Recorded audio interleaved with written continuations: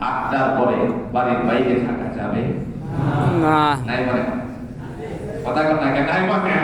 না রাত 8টার পরে বাড়ির বাইরে থাকা যাবে না এখন বন্ধুরা বলতেছে দোস্ত আমি চললাম দোয়া করিস এই কথা কোথায় যাস কথা না তুই দোয়া করিস আমি একটু জরুরি কাজ একদিন এই কথা বলে চলে গেল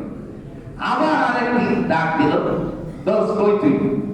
আমি একটু বাসায় আছি খুব জরুরি কাজ আমি দোস্ত আসতে পারতেছি না কারণ 8টার পরের ডাক ঠিক কথা বুঝেন না ঠিক কোন সময় ডাকটা কোন সময় 8টার পরে 8টার পরের ডাক কোনটা হলো 8টার পর এরপরে তৃতীয় দিন বললো দোস্ত আজকে নিয়ে আমি ওই একটা হোটেল ধরেন একটা মজার হোটেল আছে এখানে অনেক কিছু খাবার হয় তো আজকে নিয়ে আজকে মাওনাতে যাব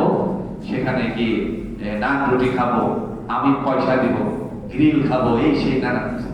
কত খাওয়াবি ভালো কথা তবে এটা যেন 8টার আগে হয় ঠিক বুঝলেন